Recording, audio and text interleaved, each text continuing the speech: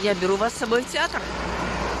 Нет лучшей земли, нет лучшей страны, чем родная Беларусь.